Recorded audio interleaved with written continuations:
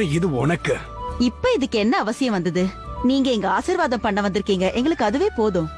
இங்க பாருங்க, நீங்க என்னைக்கு அந்த ஃபங்க்ஷன் வச்சீங்களோ அன்னைக்கே நான் வந்திருக்கணும். நான் கட்சி சம்பந்தமா டெல்லி வரைக்கும் போயிருந்தேன், இல்லனா நான் அன்னைக்கே வந்திருப்பேன். அதெல்லாம் பரவாயில்ல. நீங்க உட்காருங்க. மாலா, மாலா. ஆர்வி எங்க? ஆர்வி இப்பதான் ஆபீஸ்க்கு போனாரு. நீங்க வரீங்கன்னு தெரிஞ்சிருந்தா வீட்லயே இருந்திருப்பாரு. இல்ல ஒருவேளை நான் வரேன்னு தெரிஞ்சு அவர் வேலைக்கு போகாம இருந்திருந்தாருன்னா கண்டிப்பா நான் வந்திருக்க மாட்டேன். Hello sir. சார், நீங்க கேட்ட அந்த என்ஜிஓட ரிப்போர்ட் இங்க இருக்கு. அப்புறம் இதுதான் உங்களோட ஆர்கனைசேஷன் ப்ரொஃபைல். உங்களுக்கு என்ன டீடைல் வேணும்னாலும் அது இங்க கிடைக்கும்.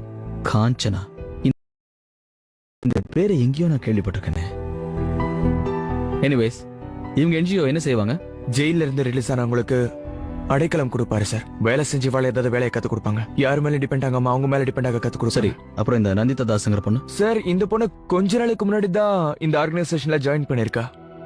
சோ அவளை பத்தி